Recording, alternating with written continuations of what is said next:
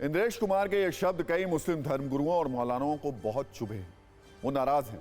वैसे मौलानाओं के विरोध के बीच आज उत्तर प्रदेश के प्रयागराज से एक अद्भुत तस्वीर भी सामने आई, जहां अक्षत कलश शोभा यात्रा के दौरान मुस्लिम समुदाय के लोगों ने ही पुष्प वर्षा की। राष्ट्रीय मुस्लिम मंच के बैनर तले मुस्लिमों ने ही राम भक्तों पर फूल बरसाए, लेकिन कुछ मौलाना इंद्रेश कुमार के बयान पर भड़के हुए हैं।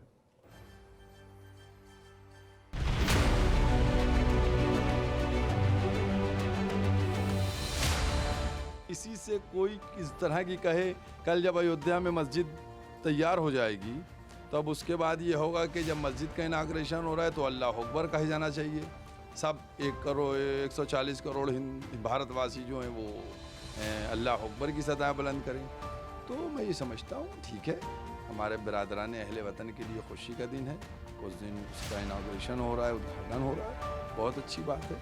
लेकिन इस तरह की बातें करके मैं समझता हूँ ये दूरियां पैदा की जा रही हैं। राम नाम सबको कहना चाहिए अपने अपने पंथ के हिसाब से। देखिए हमारा कहना है कि सबको ईश्वर के नाम लेना चाहिए, भगवान के नाम लेना चाहिए, अपने अपने पंथ के हिसाब के से, अपने अपने गुरु परंपरा के हिसाब से। सिर्फ मुस्लिम कम्युनिटी को क्यों कह रहे हैं? ईसाइयों को बोलिए, बुद्धिस्ट को बोलिए, देश में जैन लोग भी है, बहुत सारे कौम रहते हैं देश में। देखिए ये जो है एक तरीका है, जिनके दिल में राम है वो वैसे ही बोलेंगे।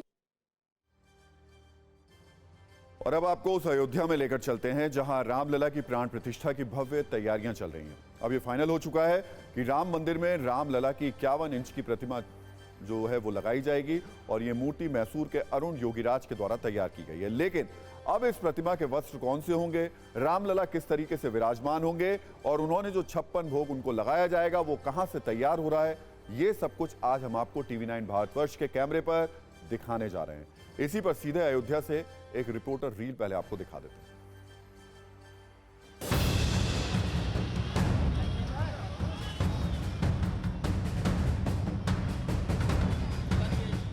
अयोध्या के जो चंद्रा मिठाई की दुकान है उसको चुना गया है और वहां से अभी फिलहाल प्रतिदिन भगवान के लिए मिठाइयां जाती हैं। खुरचन का खास पेड़ा भगवान के लिए जाता है और वो भोग लगता है। आप जो हमारे सामने में ऊपर में देख रहे हैं ये खुरचन का पेड़ा, ये वो पेड़ा है जो भगवान के लिए प्रतिदिन भोग के तौर पे यहाँ से भेजा जाता है।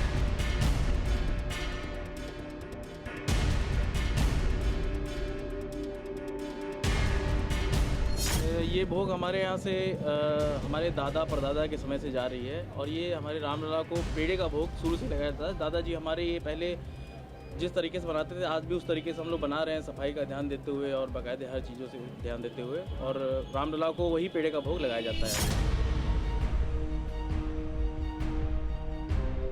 तो पेड़ा ही हमारा भगवान को भोग, और विशेष वहाँ लोग दर्शन करने के लिए आते हैं तो पेड़े का ही प्रसाद उनको प्रसाद स्वरूप दिया जाता है।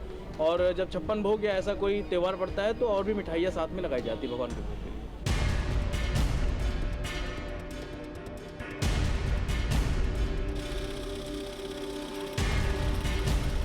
राम का वस्त्र शंकरलाल जी कई पुरखों से तैयार कर रहे हैं और सबसे बड़ी बात यह है कि जो नया भव्य भगवान राम का मंदिर बन रहा है उसमें जो मूर्ति लगाई जा रही है उस मूर्ति में भी जो अंग वस्त्र और तमाम तरह की चीजें धारण करेंगे वो भगवान शंकरलाल जी का ही तैयार करेंगे।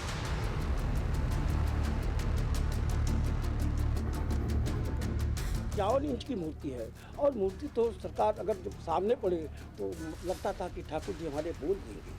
अब और मुस्कुरा रहे हैं, बाल रूप में हमारे ठाकुर जी वहाँ मुस्कुरा रहे हैं, देखने में तो यही लगा। अब आगे तो जब स्थापना हो जाएगा तो और दिव्य स्वरूप हो जाएगा।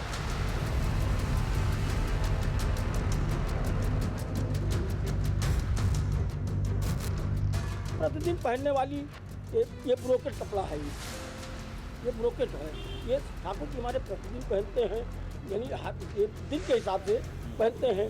अब इस समय ठंडी का समय आ गया, ठंडी चल रहा है, उस समय मखमल का ठाकुर जी हमारे वस्त्र पहनते हैं। 7 दिन का 7 कलर का मखमल तैयार होता है और ब्रोकेट का है ये भी 7 दिन का